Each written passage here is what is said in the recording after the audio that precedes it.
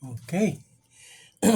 Muli sa mapagpahalang araw po sa bawat sa atin. March 28, 2026. Galap na alas 5 po ng hapon. Sabado.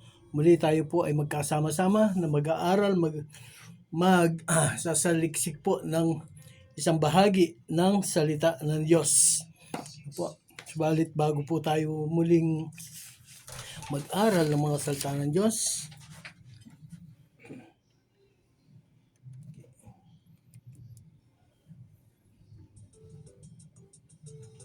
okay. Okay. Bago po tayo magpatuloy sa ating pag-aaral ng salita ng Diyos, ay wala dito. Wala. Okay.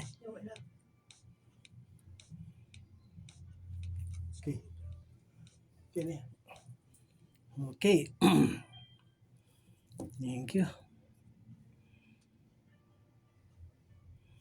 Thank you. Thank you, Lord. Thank you, Lord. Okay. Nagkaroon po na konting technicality. Okay. Bago po tayo magpasimula sa ating pag-aaral ng salita ng Diyos, muli tayo po ay dudulog sa panalangin sa ating Panginoon sapagkat marami po tayong mga kailangang ilapit sa ating Panginoon. At ng isang araw po, meron po akong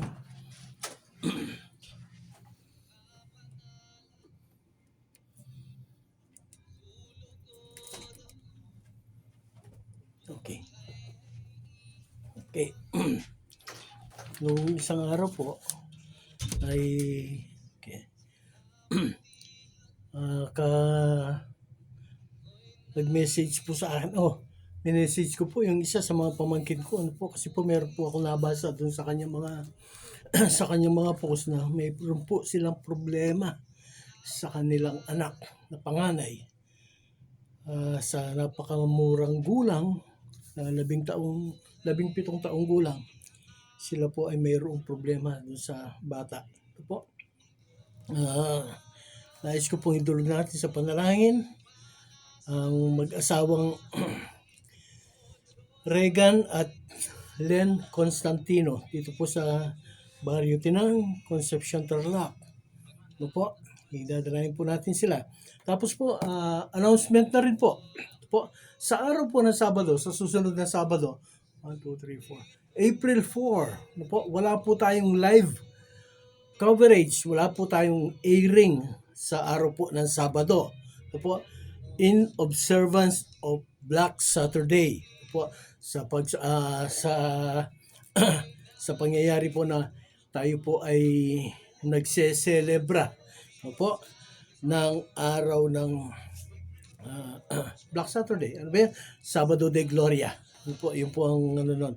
Tapos po, okay.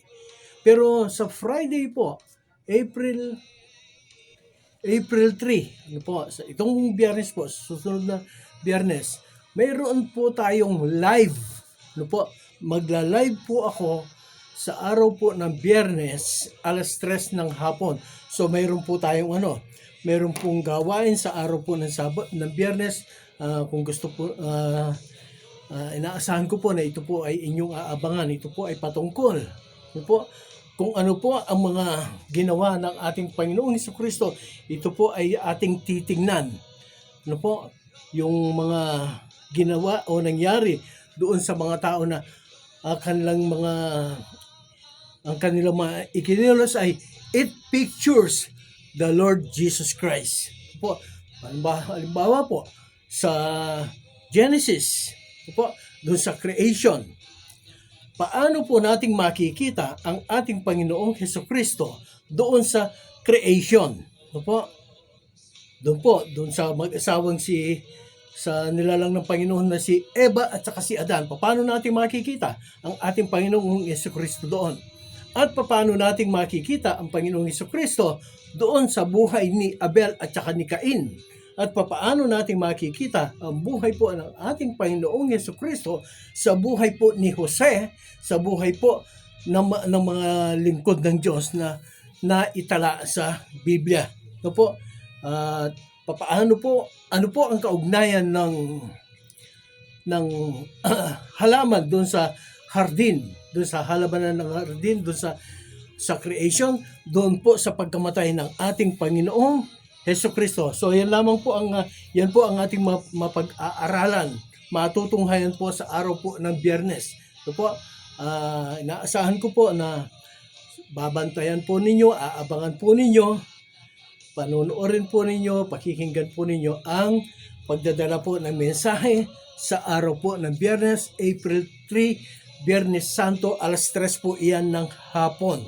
Okay. Tayo po ay dumulog ngayon sa panalangin. Amen. Thank you, Lord God. Panginoon, kami po o Diyos ay lumalapit, dumudulog sa dakilang harapan. Ama, una po sa lahat, kami po ay nagpapasalamat, nagpupuri sa iyo. Napakabuti mo po sa amin, O Diyos. Ama, salamat po sa buhay na ito na pinahihiram mo po sa amin, O God. Lord, isang linggo na naman po ang iyong dinagdag sa buhay po ng bawat isa sa amin. Diyos, kabila po ng maraming mga problema, mga suliranin na aming napagdadaanan sa bawat araw, O Diyos, na magdaan. Ama, nandyan ka po, hindi mo po kami iniiwanan, hindi mo po kami, O Diyos, pinababayaan. Salamat po, O Diyos, sa iyong mga biyaya at mga pagpapala. Salamat po, O Diyos, sa kalakasan, kalusugan ng pangangatawan na amin pong patuloy na tinataglay. At Ama, salamat po, higit sa lahat, kami po, O Diyos, ay patuloy mo pong kinukupkup, patuloy mo pong inaalagaan, patuloy po ang iyong proteksyon. Inilalayo po kami sa mga panganib, inilalayo mo po kami sa mga mabibigat na karamdaman. Amen. Panginoon, sa mga oras po na ito, itinataas ko po sa iyong dakilang pangalan ang mag-asawang Reagan at itong si Len Constantino, Amam. Sila po, O Diyos, ay nahaharap sa napakabigat na pagsubok sa kanilang buhay, O Diyos. Ama, ikaw po ang nakakaalam, ikaw po, O Diyos, ang siya nakakabatid ng mga pangyayaring ito. Kaya nga po, O Diyos, itinataas ko po sa dakilang pangalan, Panginoon, ang gabay, patnubay, proteksyon mo ay siyang patuloy po nilang maranasan, O Diyos. Ama, sa mga problema ito na kanilang nararanasan, bigyan mo po sila ng lakas ng loob, tibay ng dibdib, tatag at lalim ng pananampalataya at pagkakilala sa iyo, O Diyos. Ama, gamitin mo po ang sitwasyong ito sa kanilang buhay na lalo pa silang mangunyapit, lalo pa silang manghawakan sa kanilang pananampalataya at pagkakilala sa iyo. Diyos, pagpalain mo po sila. Ganon din po, Ama, itinataas ko po sa dakilang pangalan ang kanilang anak, Panginoon, na naharap sa ganitong sitwasyon. Ama, dalawin mo po ang batang ito sa kanyang pagtulog, sa kanyang pamamahinga, sa kanyang paglalaro. Diyos, ikaw lamang po ang siyang makakapagbigay ng tamang pagbabago sa batang ito. Ikaw po lamang, O Diyos. Ama, ganoon din po. Tinatas ko rin po, O Diyos, ang maraming po naming mga kamag-anakan, O God, na mayroon po magkaramdaman. Diyos, hindi ko man po maisa-isa. Sila mayroong magkaramdaman. Sila po na nandito sa Barangay Tinang, Concepcion, Tarlac. Sila po, O Diyos, na nandoon sa Manila. Sila po, O Diyos, na nandoon po sa Isabela, sa Alicia, O God. Lord, ikaw po, O Diyos, ang aming tinatawagan, O God. Ganon din po, Panginoon, ang pag-iingat mo, protection mo, gabay mo sa mga mahal po namin sa buhay, Panginoon, sa mga anak po namin, mga pinsan, mga pamangkin, mga kamag-anakan na nandoon po sa ibang bansa, Ama, na naaapektuhan po ng kaguluhan doon po sa gitnang silangan. Diyos, ingatan mo po sila. Bawat isa sa kanila, O Diyos, Ama, hindi po mabanggit ang pangalan ng bawat isa sa kanila, O Diyos. Subalit, Ama, kilala mo po ang mga taong ito. Itinataas ko po ito sa iyong dakilang pangalan. Proteksyonan mo po sila, alagaan mo po sila, malayo sa mga panganib, O Diyos. Sila po na mayroong mga karamdaman, O God. Lord, I speak healing. I command healing, O God. In the name of Jesus Christ. Lord, sa kapangyarihan po at sa himala ng kanyang dugo, Panginoon, na maglilinis sa amin at sa kagalingan ng mga karamdaman, O Diyos, dahil sa mga sugat sa kanyang katawan, O God. Lord, salamat po, O Diyos. Salamat po. At Ama, minsan po itinataas ko po sa dakilang pangalan ang gawain ito na pinagkatiwala mo po sa amin dito po sa Tarlac, O God. Diyos, pagpalain mo po ang gawain ito. Inaamin ko po, Panginoon, hindi ko po alam ito. Wala po akong talino, wala po akong kakayahan. Kaya nga po, O Diyos, ipinagkakatiwala ko po ito sa iyo. Nasa mga kamay mo, O Diyos, ang mga gawain ito, Panginoon. Tinataas ko po, O Diyos, ang may-ari ng kumpanyang ito ng DCTC, Radio Filipino Programa. Panginoon, pagpalain mo po sila. Bawat isa sa kanila, sa lahat po ng staff ng kumpanyang ito, pagpapala, pag-iingat mo, protection mo, ang patuloy po nilang maranasan. Purihin ka, sambahin ka, O Diyos. Minsan pa po, ang gawain ito na pinagkatiwala mo po sa amin, Diyos, sa aking pagsasalta. Ikaw po ang maglagay ng kataga sa aking mga labi. Mabigkas ko, maisiwalat ko, maipahayag ko ang kalooban mo sa pagkakataon ito. Purihin ka sa pangalan po ng imbugtong na anak na si Kristo Jesus sa presensya at kapangyarihan ng Santong Espiritu. Amen at amen. Thank you, Lord God. Thank you, Lord. Okay. Sa buhay po natin na ito, natural po sa mga tao na meron yung pong tinatawag na paborito. Ano po yung paborito? Paborito sa anak, paborito niya yung anak niya na ganito, no? Kasi yung anak niya na ganito ay matalino, no? Naghahakot ng mga medal sa kanyang pag-aaral, yung mga ano po. So paborito niya yan. Meron naman siyang paborito na anak na maganda ang posisyon sa kanyang trabaho. Malaki ang sweldo, malaki ang kita. So paborito po niya yon. Tapos naranasan ko po sa pag-aaral, no? Pag nag-aaral, mayroon kang paboritong teacher, no? So ganun po yan eh. At meron kang paborito ng mga classmate, meron kang mga paborito ng mga kabarkada. Tapos po pag nagtrabaho ka na, meron kang paborito na manager, boss, o kaya yung mga kasamahan sa trabaho. Yung pong sinasabi na yung mas komportable ka sa kanya, kaya mas gusto mo silang makasama. Ngayon, sa buhay po natin na meron kang mga paborito na pagkain, di po? Meron kang paborito na sports. Tapos yung mga music, yung mga kanta, yung mga awitin. Sa tulad ko po mga kasising edad ko, siyempre, alam naman po ninyo, ang magiging ang mga paborito niyan ay yung mga awitin na mga sinauna, yung 50s, 60s, 70s, 80s, and 90s. So yun po yung mga yung mga kumbaga mga napagliwasan ng panahon. Pero yun po ang gusto namin. Tapos po sa mga movies, ako po ang paborito ko sa mga pelikula, yung pong mga James Bond. Yan po mga gusto ko. Yung mga Rambo. Yan ang pinapanood ko na sa mga sa mga sine, yung mga pelikula, yung mga yung merong mga gera, merong labanan. Yun po yung mga paborito ko na Tapos po, yung iba, yung mga babae, meron silang mga paborito na alahas. Mga lalaki, ano ba yung gusto nila? Yung mga sasakyan, mga motor na malalaki, malakas, yung tunog, po. Mga Ducati, po, yung mga ganyan na Okay. Tapos mga bahay, gusto po nila sa mga bahay, yung malalaki, maluluwag, merong hardin, merong veranda, merong swimming pool sa likod. Tapos merong garden, yun po yung mga natural po sa tao ang mga ganito. Meron tayong tinatawag na paborito. Po? Pero sa Diyos ay ganito po ang sinasabi sa Biblia. Magipagbukas po kayo ng inyong mga Biblia sa akin. Po, babasahin po natin. Ito po ay nakatala sa aklat po ng mga gawa. Kabanatang 10, talatang 34. Po? Babasahin ko po muna ito sa wikang Tagalog. Pagkatapos po, babasahin ko po siya sa wikang Ingles. Po? Okay, ganito po ang sinasabi sa wikang Tagalog. Mga gawa, kabanatang 10, talatang 34. Ito po ang nakasulat. At nagsalita si Pedro. Ngayon ko lubusang natanto na walang itinatangi ang Diyos. Sa ibang salita po o sa ibang version, ang nakasulat ay At nagsalita si Pedro. Ngayon ko lubusang natanto na walang paborito ang Diyos. Yun po yung mga ano doon.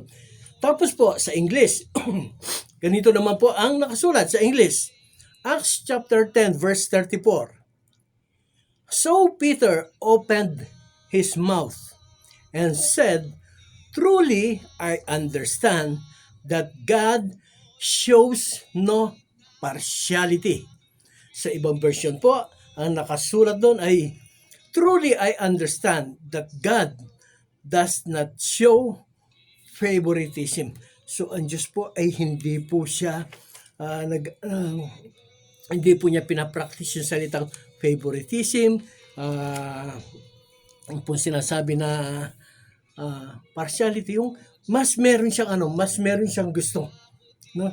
Sapagkat bakit po sinabi na God does not show partiality, God does not show favoritism? Alam po ninyo na napakasimple po niya. Doon po sa creation, ang nilalang ng Diyos ay isa lang. Ito pong si Adan. So lahat po nang nanggaling kay Adan, ultimo kay si Eva. Si Eva po ay hindi siya creation ng ating Panginoon. Si Eva ay galing po sa tagiliran ni Adan. Siya po ay tadyang ni Adan. Eve is not a creation.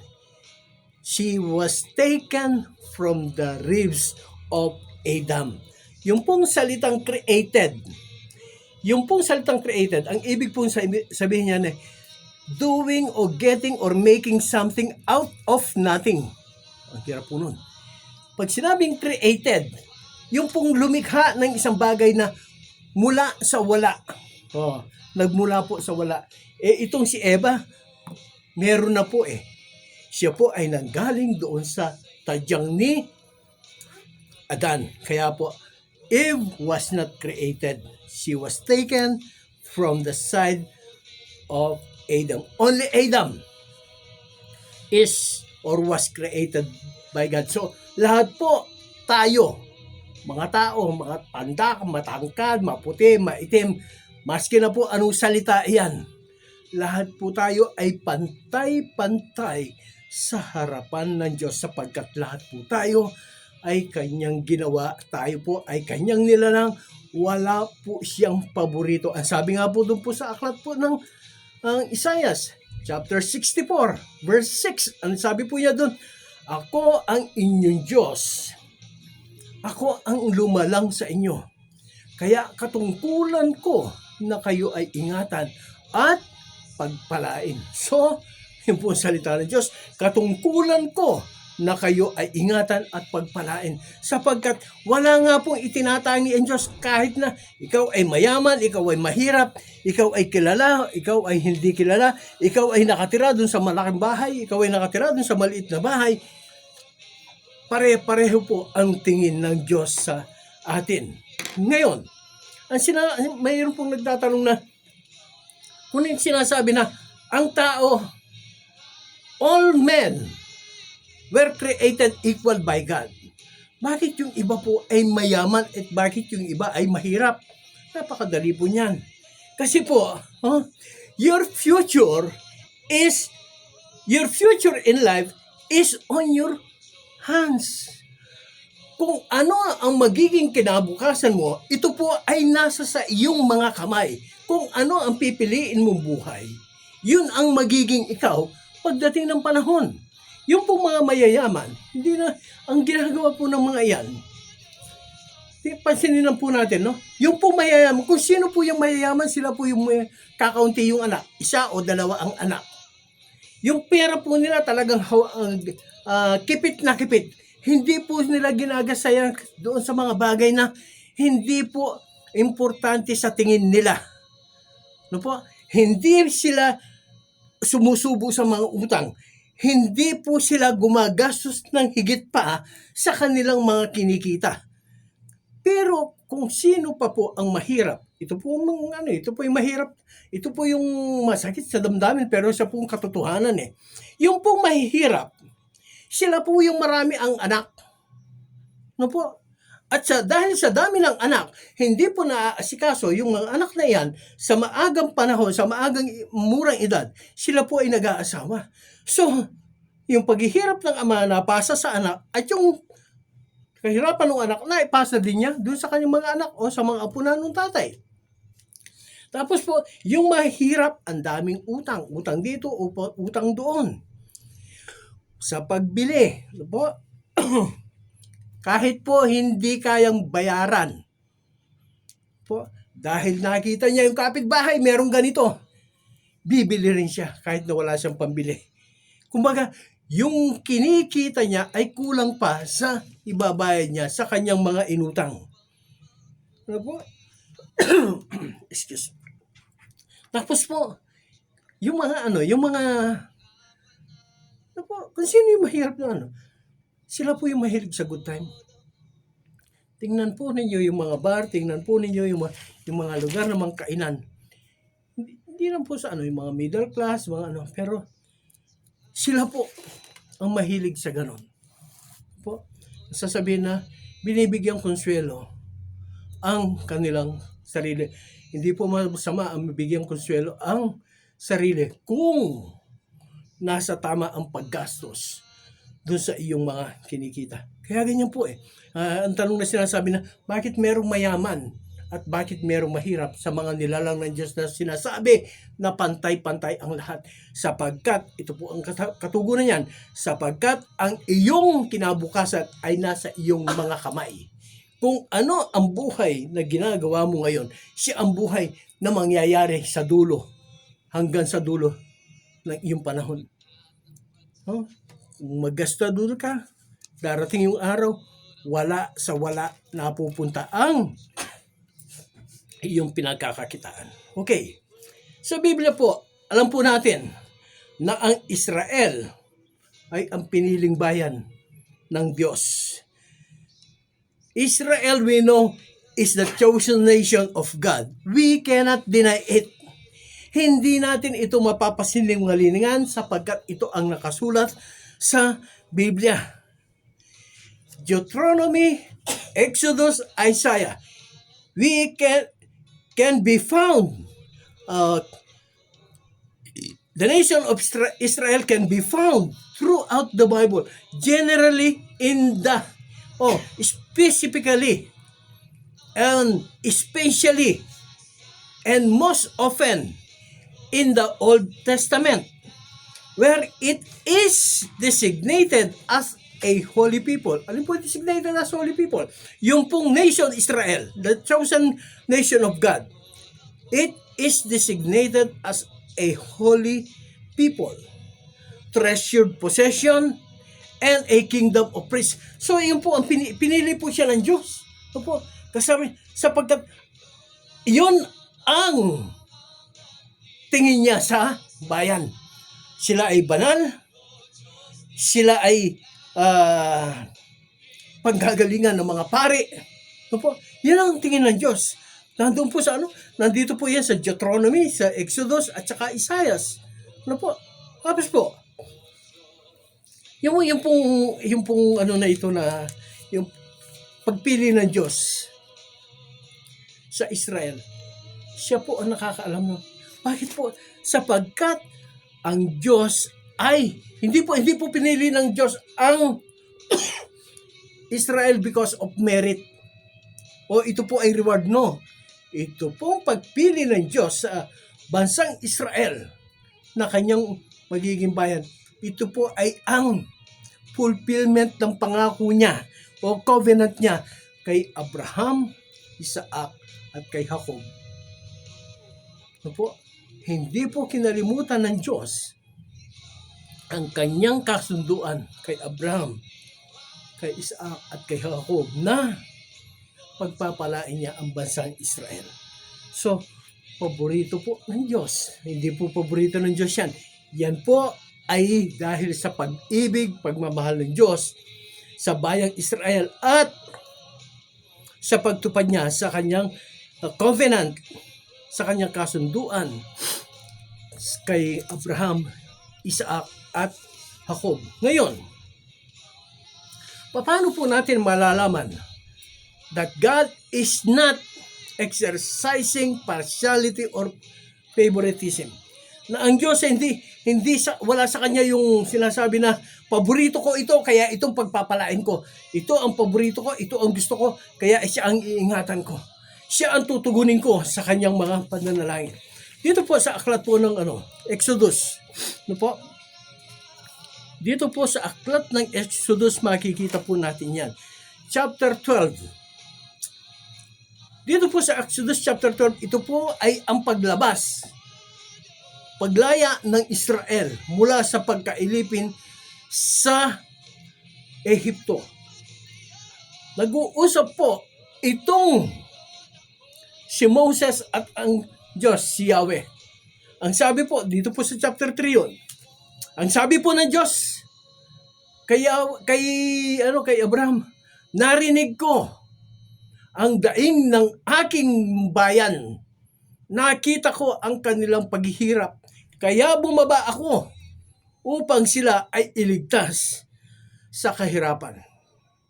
Ilabas sa ganitong mga kahirapan. Ngayon po, dito sa chapter 12 po ng Exodus, verse 37, pasimula po dun sa verse 37, tinugon ng Diyos ang panalangin ng mga Israelita na sila po ay makalaya sa pagkaalipin sa Israel, sa Ehipto.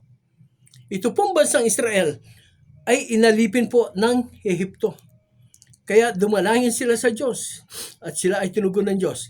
Ngayon, ang tanong, paano nating makikita na hindi nag-exercise ng partiality o hindi nagtangi ang Diyos dito po sa pagkakataong ito? Sapagkat nung paglabas ng mga Israelita mula sa pagkaalipin doon sa Ehipto,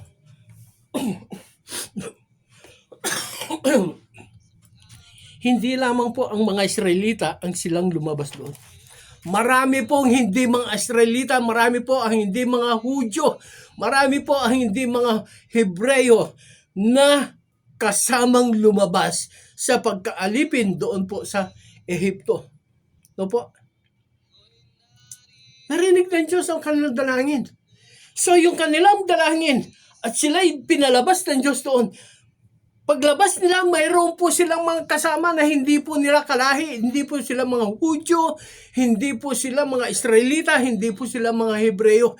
So, doon po ay ipinakita ng Diyos na siya po ay hindi nagtatangi. Kung sino man ang gustong makalaya doon sa pagkaalipin, sa kasalanan, tinatanggap po yan ng Diyos. Marami po sa atin, mga tao, marami. Matagal nang dumadalangin, matagal nang lumalapit sa Diyos. Panginoon, gusto ko pong makalaya sa ganitong bisyo. Panginoon, gusto ko pong makalaya sa ganitong gawain. Hindi iyan isang mananampalataya, hindi iyan isang naglilingkod sa Panginoon. Katulad po ng ating mababasa dito po sa aklat po ng Exodus chapter 12. Sila po ay tinugon ng Diyos. Sila po ay sinama doon sa mga nakalaya. So tayo po na lumalapit, tumatawag, nagsusumamo sa Diyos na tayo po ay makalaya doon sa pagkaalipin. Kung anuman ang masamang umaalipin sa atin, sa karamdaman, sa kahirapan, sa sitwasyon ng buhay na ito. Ang Diyos po ay tutugon sa atin. Sapagkat ang Diyos ay hindi po nagtatangi. Hindi ko ikaw ay hindi isang Hebreyo, hindi isang Israelita. Tayo po mga Pilipino, hindi po tayo mga Israelita. Tayo po ay mga Hintil. We are Gentile people. Ano po yung mga Gentile people? Hindi po mga Israelita. Hindi po mga Hudyo, hindi po mga Hebreyo. Ang tawag po sa mga yan ay mga Hintil. Kasama po tayo sa mga yan. Pero, ang Diyos, hindi pa rin po niya tayo pinababayaan. Mga Hintil po tayo. Ano po?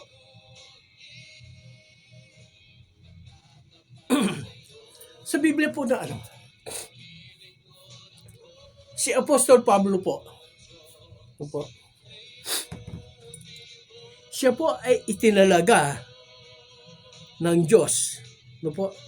Dito po sa aklat po ng Mateo, chapter 10, verse 5. Ang sabi po ng Diyos sa kanyang mga alagad, 12 alagad, huwag kayong pupunta doon sa mga hintil. Huwag kayong pupunta doon sa mga hintil. Bakit po sinabi ng Diyos ang ganon na huwag pupunta sa mga hintil? Gayong ang mga gayong sinasabi sa Biblia na hindi nagtatangi ang Diyos, sapagkat gustong tuparin ng Diyos ng Panginoong Hesukristo ang sinabi ng Diyos Ama doon sa Old Testament. Ang sabi niya, ako mismo ang maghahanap sa aking bayan. Ako mismo ang maghahanap sa aking mga tupa. Iipunin ko sila. Kaya po nung ang ating Panginoong Hesukristo, siya po ay sinilang bilang katuparan po ng propesiya o ng sinabi ng Diyos Ama. Ako mismo ang siyang hahanap. Ang Panginoong Hesukristo po, nagsabi po siya sa 12 alagad, huwag kayong pupunta doon sa ibang bayan. Sabi po niya, Matthew chapter 10, verse 5, ganito po ang sinasabi. Matthew chapter 10, verse 5. Ganito po ang nakasulat patungkol po sa binanggit ko na yan. Thank you, Lord. Ang 12 ito'y sinugo ni Jesus at kanyang pinagbilinan. Huwag kayong pupunta sa lugar ng mga hintil o sa alinmang bayan sa mga Samaritano. Sa halip ay hanapin ninyo ang mga nawawalang tupa ng sambahayan ng Israel. Humayo kayo at ipangaral ninyo na malapit ng maghari ang Diyos. Yun po ang sinabi ng ating Panginoon Jesucristo sa 12. Bakit po? Sapagkat yun nga po ang kanyang bayan, ang bayang Israel, ito po ay kanyang pinili. So sa kanyang pagdating, uunahin po niya ang kanyang bayan. Ipinangaral ang pagdating, ang malapit na pagdating ng Panginoong Jesucristo. Pinagaling ang mga may karamdaman. Pinalayas ang masamang espiritu. Ano po? Ipinangaral ang salita ng Diyos. Sa atin po sa atin po ng mga hintil. Dito rin po sa aklat po ng mga gawa. Itong pong si Apostol Pablo, siya po ay itinalaga. Ang sabi po ng Santong Espiritu doon sa mga alagad, si Saulo at si Bernabe ay itinalaga ko upang mangaral sa mga hintil. So iba po ang mangangaral sa mga hintil, sapagkat ang Diyos ay hindi po nagtatangi. Kasama po ang mga hintil, kasama po ang lahat sa kanyang pagparito. Ang sabi nga po sa Biblia, Ezekiel chapter 18 verse 32, hindi kalooban ng Ama, hindi kalooban ni Yahweh, na ang tao o ang sino man ay mamamatay sa kanyang kasalanan. Hindi po nalulugot ang Diyos na kung sino man ay mamatay sa kasalanan. Kaya ang Diyos po ay nagsabi na, ako mismo ang pupunta, maghahanap. Ako mismo ang maghahanap sa aking bayan, sa mga nawawalang tupa ng bayan ng Israel. Pero ang mga hintil, tayo po ay pinagkatiwalaan ng Diyos kay Apostol Pablo at sa iba pang mga manggagawang kanyang sinanay tinuruan. Ipinangaral ang mga salita ng Diyos, ang salita ng buhay. Salamat sa Panginoon. Kasama po tayo sa naabot ng salita ng Diyos na ito, sapagkat tayo po ay hindi itinangi. Hindi po nagtangi ang Diyos sa bawat isa sa atin. Yun po yung una. Do not exercise partiality. Pangalawa, kung natatandaan po ninyo, yung pong kwento ni Jonah, doon po sa aklat po ni Jonas. Si Jonah ay tinawag po ng Diyos upang siya po ay mangaral doon po sa aklat po, doon po sa lugar ng Ninive. Po, sapagkat ang Ninive ay nasadlak na sa napakasamang doon po sa mga kasalanan at sa mga kasamaan. So kinausap po ng Diyos itong si Jonas, na sabi niya, pumunta ka doon, mangaral ka, sabihin mo sa kanya, sa 40 araw, gugunawin ang Ninive. Ito pong si Jonah ay hindi po siya sumunod sa Diyos. Siya po ay sumakay ng barko.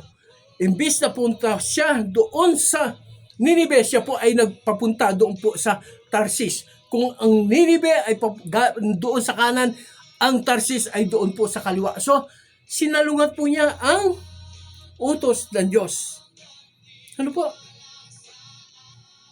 Subalit, nung si Jonah ay sumakay na sa barko, kasama ng mga tripulante, kasama pa ng ibang mga pasaheros. Pagdating po sa gitna, kalagitnaan ng kanilang pagbibiyahe, nagpadala ng malakas na bagyo ang Diyos. Nagpadala ng malakas na bagyo ang Diyos na halos ikasira, ikalubog ng barko.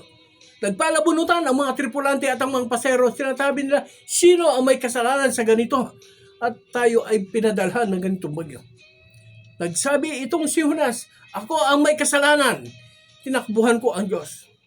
Itapon, ano namin gagawin para tumigil ang bagyo? Ang sabi ni Jonas, itapon ninyo ako sa dagat. Pero itong mga taong ito, hindi siya agad-agad itinapon. Sila ay nagpilit pang itabi ang barko. At nung hindi na nila makayang itabi ang barko, sila po ay nanalangin. Yahweh, patawarin mo po kami sa aming gagawin. Ikaw po ang nakakaalam nito. Ano po? Sa mga ganitong pagkakataon, yung pong mga problema, mga suliranin na dumarating sa ating mga buhay, sapagkat ang Diyos ay hindi po nagtatangi. Ang mga problema, mga suliranin, ito po ay ginagamit ng Diyos upang ang tao ay matutong lumapit, umasa, manalig, manampalataya sa Diyos. Ang sabi ng Biblia, ang mga taong ito, yung tripulante at saka yung kapitan ng barko, sila po ay hindi mananampalataya. Bakit pinadala ng Diyos itong si Jonas doon sa barko na iyan?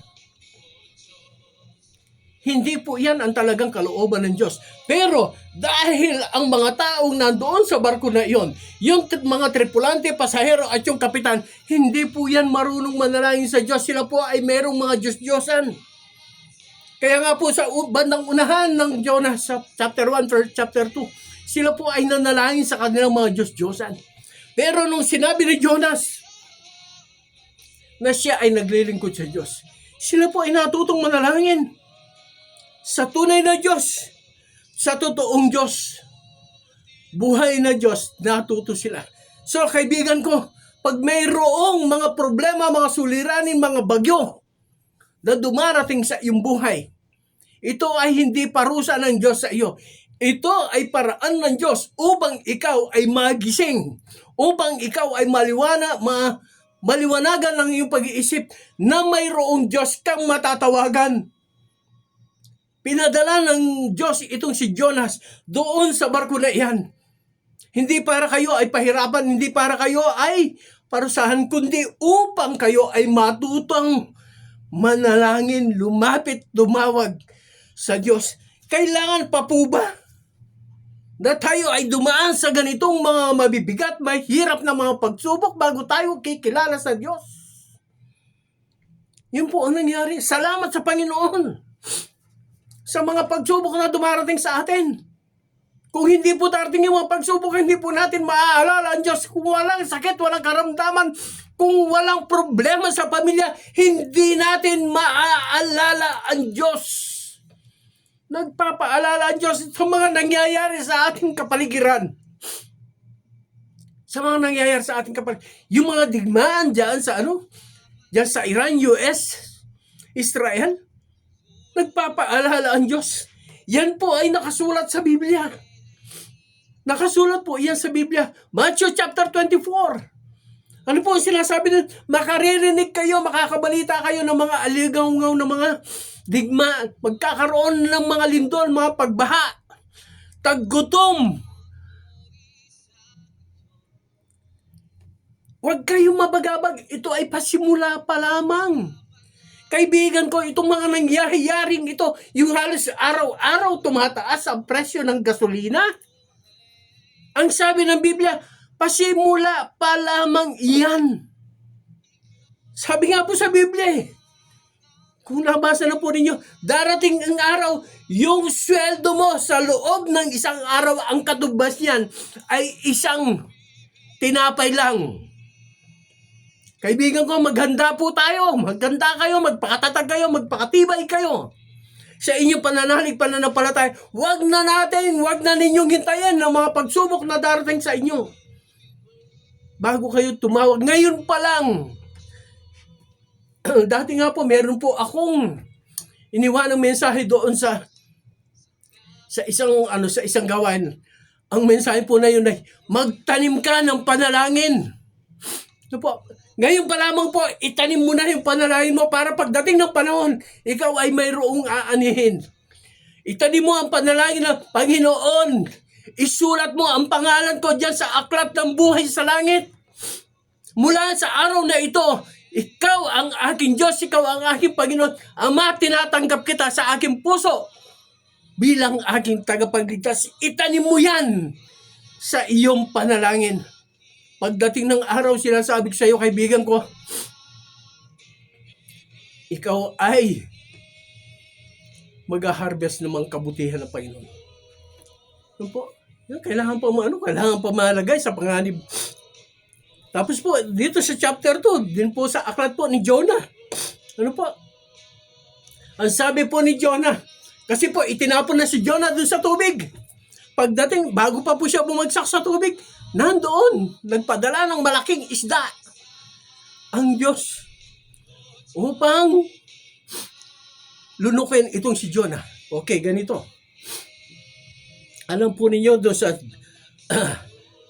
chapter 2, verse 1 hanggang 7, ang sabi po ni Jonah, nung malalagot na ang aking hininga, naalala kita, O Diyos, saka ako biglang tumawag sa iyo. Kaibigan ko, huwag na natin hintayin yung malapit ka nang mamatay, bukas makalawa, mamamatay ka na, saka ka palang tatawag sa Diyos. Ngayon pa lang. Do it now. Ngayon pa. Habang may panahon pa, habang may pagkakataon pa, gaano ka kasiguro na mamaya bukas sa makalawa, buhay ka pa? Ngayon pa lang, dumalangin ka na sa Diyos. Ang sabi po dito, nung malalagot na ang aking hininga, saka ko naalala ang Diyos. Kaibigan ko, alam mo, pag nandun ka na sa ospital, yung sasabihin ng doktor, 5 minutes na lang ang tatagal ng buhay mo, doon ka palang mananalangin, talalapit, tatawag sa Diyos. Do it now, my friend.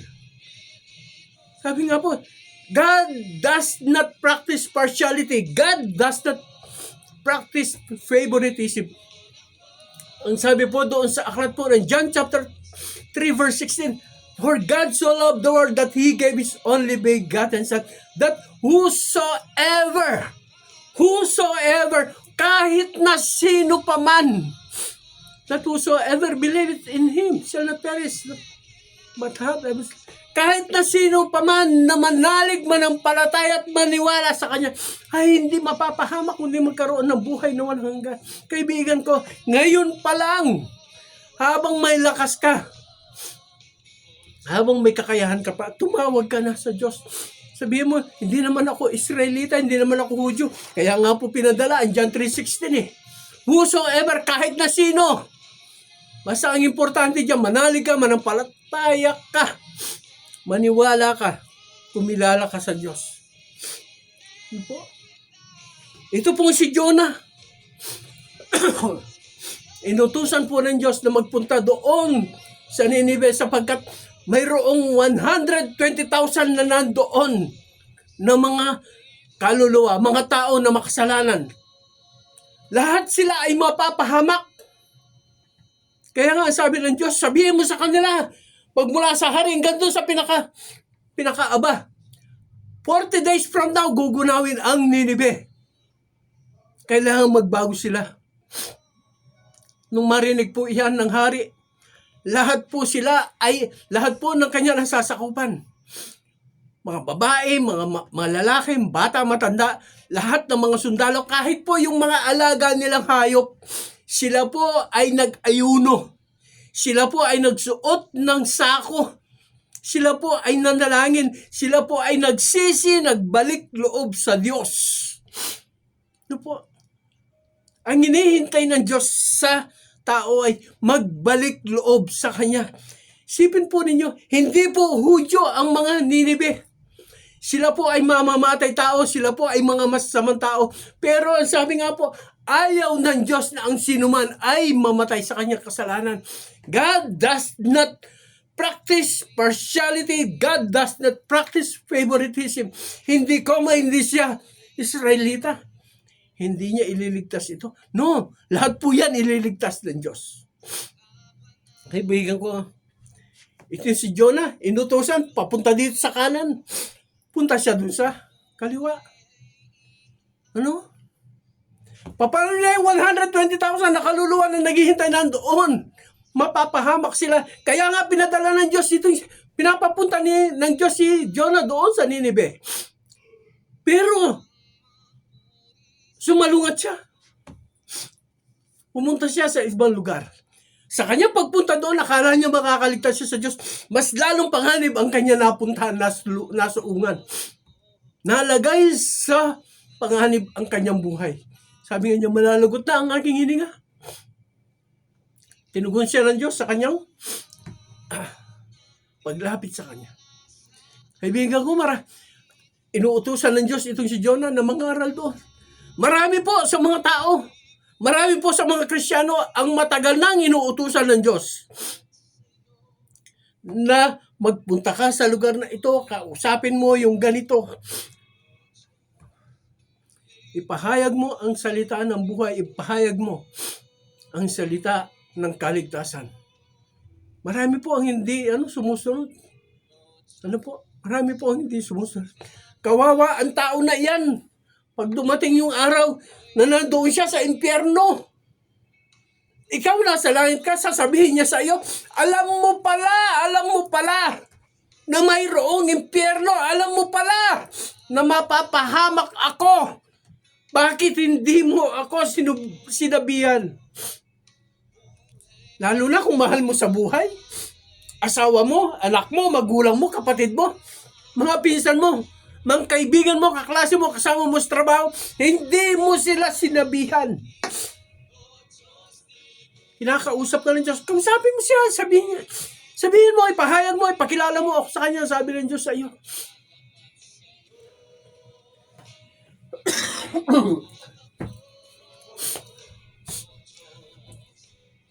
Kaibigan ko, yung pag-disobey, hindi pagsunod sa Diyos, ang dami pong napapahamak dyan. Mapapahamak yung taong inutusan na mangaral, magpahayag ng kanyang salita. At mapapahamak yung mga taong dapat sana ay makarinig ng salita ng buhay. Sila ay magbago. Pero dahil sa hindi sila nakarinig ng salita ng buhay, mapapahamak sila, mapapaimpero sila. Sila ang may kasalanan. Yung inutusan. Marami pong Jonah sa atin. Maraming Jonah sa mga Kristiyano. Inuutusan ng Diyos. Pinagpapahayagan ng Diyos. Pero hindi sila sumusunod. Ang Diyos po, ang Panginoon po, ay napakabuti niya sa atin. Hindi po tayo. Alam ng Diyos na hindi lahat ay maliligtas. Hindi lahat ay maliligtas niya. Sapagkat ang tao ay may sariling desisyon. Pero ang pinakamabuti sa Diyos ay ito. Doon po sa aklat po ng Roma, ang sabi po doon, while we were yet sinners, Jesus died for us. habang tayo ay makasalanan pa, ang Kristo, ang Jesus ay namatay na para sa ating mga kasalanan. Tinubos niya tayo sa ating mga kasalanan. Ang kailangan lamang po ay tanggapin natin siya. Walang gastos, walang hirap. Manampalataya tayo sa Kanya. Ang sabi po sa aklat, ipahayag mo na si Jesus ay anak ng Diyos. Ipahayag mo si Jesus na siya ay namatay at sa pangatlong araw, siya ay nabuhay. Ikaw ay maliligtas. Salamat po. Napakadali po. God does not exercise partiality. God does not exercise favoritism. Sabi nga po sa Kapampangan, ano po, yung mga Kapampangan, in Diyos eya mga biran kenuman. Oh, gat no, no? In Diyos eya mga biran kenuman. Alayang paborito yung Diyos. Basta imburinan ng Diyos, ang gusto ng Diyos, lahat ay maligtas. Ang gusto ng Diyos, lahat ay maligtas. Kaya nga po ang sinasabi doon po sa Matthew chapter 1 verse 21. At siya ay pangangalan ng Jesus sapagkat siya ang magliligtas sa kanyang bayan. Kaibigan ko, God does not show partiality. God does not show favoritism. Sabihin mo, marami akong kasalanan, marami akong pagkukulang, marami akong pagkakamali. Hindi na ako tatanggapin ng Diyos. Diyan tayo nagkakamali, kaibigan ko. Sabi nga po dun sa aklat ng Isayas, halika rito, mag-usap tayo, magpaliwanagan tayo. Maging ang kasalanan mo ay maging kasing pula ng pulang-pulang-pula. Walang kasing pula. Yan ay magiging kasing puti ng niebe. Ano, papalitan ng Diyos yan. Yan po, ganyan po kabuti ang Diyos about sa atin. Hindi po niya tayo pahirapan, hindi po niya tayong tatanggihan. Po, sapagkat gusto nga po ng Diyos na tayo po ay maligtas. Sabi nga po, while we were yet sinners, hindi pa po natin kilala ang Diyos, hindi pa po natin sinasabi, Panginoon, salamat po. Tinubos na tayo ng Diyos sa ating mga kasalanan. Minsan pa, kaibigan ko, God does not show partiality, God does not show favoritism. Ano po? Hindi po mga Kristiyano, hindi po mga Hebreyo, hindi po mga Israelita ang kasama ng mga Israelita na nakalabas doon po sa kanilang pagkaalipin sa Ehipto. Pangalawa po, yung pong mga tao na hindi marunong manalangin, hindi po tumatawag sa tunay, totoo at buhay na Diyos, sila po ay natutong tumawag sa tunay na Diyos. Sapagkat ang Diyos po ay nagpapadala ng mga pagsubok, mga kahirapan upang gamitin ito na maliwanagan ang tao na matutong manalangin. Itong si Jonas, naglilingkod nga sa Diyos. No? Naglilingkod na ngayon sa Diyos eh. Pero sinabi niya, nung malalagot na ang aking hininga, saka lang ako tumawag sa iyo. Ibig sabihin, maraming mga lingkod ng Diyos, meron mga lingkod ng Diyos na hindi rin naman nananalangin ng ganun. Kaibigan ko, ang panalangin lang, hindi malayo ang Diyos sa atin. Ang agwat ng Diyos sa atin, sa iyo, at kung gaano kalayo ang Diyos sa iyo. Kung gaano kalayo yung tuhod mo dyan sa lupa, ganyan lang ang distansya ng Diyos sa iyo. Ganyan lang kalayo ang Diyos sa iyo. Kung gaano kalayo ang tuhod mo dyan sa lupa, yan lang ang distansya ng Diyos sa iyo. Kaya kaibigan ko, ngayon pa lang, sabi ko nga sa iyo natutong manalangin ang mga tripulante, ang kapitan at ang mga pasahero ng barko. Natutong manalangin itong si Jonas. At sila ay naligtas. Pati na yung 120,000 na mga tao sa Nineveh. Sila po ay natutong manalangin, sila po ay natutong mag-ayuno, sila po ay nagbagong buhay at sila po ay nagbalik loob sa Diyos. Sila po ay naligtas. Yan po ang hinihintay ng Diyos sa atin. Kaibigan ko, hinihintay ka ng Diyos. na ikaw ay magbalik loob, inihintay ng Diyos.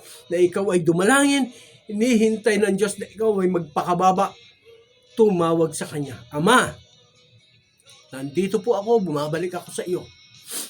Bilang isang hamak na nilalang mo. Tinatanggap kita bilang aking Panginoon, tagapagligtas na aking buhay. Sulat mo ang pangalan ko yan sa aklat ng buhay sa langit.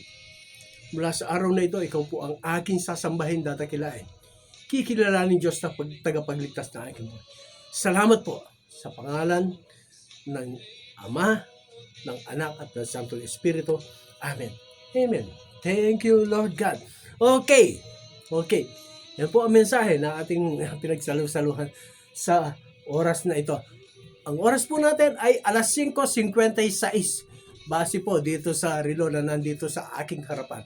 5:56. So, 4 minutes more to go. Meron po tayong mga gawain dito po sa dito po sa Tarlac. Ano po? Una po dito sa malapit-lapit. District 4, Cantarilla. CEMI, San Manuel. Doon po yan sa may likuran ng police station. Po.